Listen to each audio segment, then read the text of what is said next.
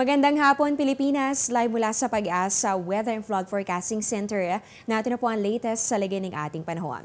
Ngayong Lunes, mataas sa temperatura at mainit na panahon pa rin po ang mararanasan ng malaking bahagi ng ating bansa. Dahil sa ngayon, wala pong umiiral na sama ng panahon dito sa loob ng Philippine Area of Responsibility. Ito pa rin pong ridge ng high pressure area ang makakaapekto sa Luzon, habang dito naman sa Visayas at ganoon din sa Mindanao, makakaapekto naman itong easterlies o yung hanging nagmumula dito sa dagat Pasipiko at magdadala po yan ng warm and humid weather.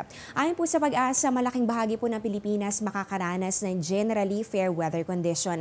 Ibig sabihin po nito, inaasahan natin yung bahagya hanggang sa maulap na kalangitan at meron lamang po chances na mga pulupulong pag-ulan o pagkidlat, pagkulog, lalong-lalo na po yan ngayong hapon o kaya naman ay sa gabi. Kaya make sure kung lalabas po ng bahay, huwag kakalimutang magdala ng payong, panlaban po ito o proteksyon sa init ng araw at ganun din ay panlaban naman sa mga posibleng pag-ulan sa mga susunod na oras. At bilang gabi naman sa ating lahat, gaano kaya kainit ang ating panahon ngayon sa iba't ibang bahagi ng bansa? Unahin po natin dito sa bahagi po ng Luzon. For Metro Manila, ang heat index o yung temperatura ang tutukoy kung gaano nga ba kainit yung mararamdaman ng ating katawan. Posibleng umabot yan ng 39.1 degrees Celsius. Dito naman sa Tuguegarao, mataas din po ang 40.7 degrees Celsius. Check naman natin dito sa bahagi po ng Visayas. Para sa mga residente ng Iloilo at Bacolod, pinakamataas po ang heat index na posibleng umabot ng 38.2 degrees Celsius. Sa Tacloban, 36.8 at sa Metro Cebu, 37.5 degrees Celsius. Panghuli po natin dito naman sa bahagi po ng Mindanao. Sa mga nasa Cagayan de Oro, 35.7 degrees Celsius. Sa may Zamboanga naman, 37.9. At dito po sa Metro Davao, posible pong maramdaman itong 38.3 degrees Celsius. So ganito po kainit ang panahon natin ngayong hapon. Iba pang impormasyon tungkol sa lagay ng ating panahon, ating pag-usapan sa aming pagbabalik. Air 21 introduces a new way of rewarding. The Air 21 Purple Rewards for consignees. Recipients will earn points upon receiving a package.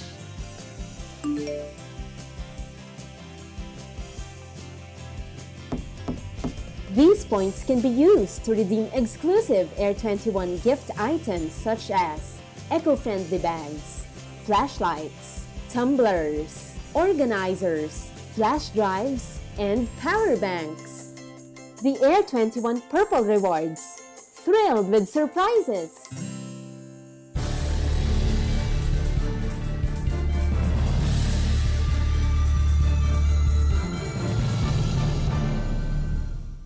Patuloy po ang pagbabantay natin sa El Niño phenomenon na ayon po sa Pag-asa, unti-unti na po ang paghina nito hanggang makarating sa neutral condition ngayong darating po na May, June and July 2016. Pero ngayong Abril, maraming areas pa rin po ang makakaranas ng epekto ng drought o yung po talagang matinding kakulangan sa mga pag-ulan. Kabilang po dito sa Luzon, ang Pangasinan, Nueva Ecija, Tarlac, Zambales, Occidental Mindoro at ganun din ang Palawan. Sa Visayas naman, damay din po dito ang Negros Oriental, Bohol at ganoon din po ang Siquijor. Sa Mindanao naman, maaari po makaranas ng epekto ng drought ang Zamboanga del Norte, Zamboanga del Sur, Zamboanga Sibugay at Bukidnon.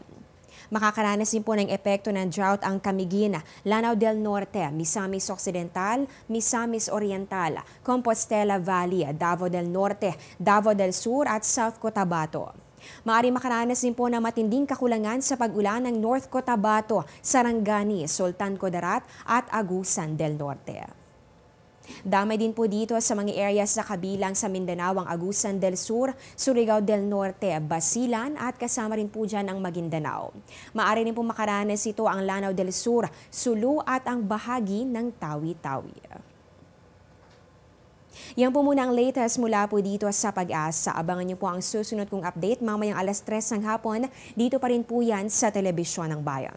Ako po ang inyong weather lover Amor La Rosa na nagsasabing ang taong handa at may nahon kayang lagpasan ang hamon ng panahon. Magandang hapon po sa inyong lahat.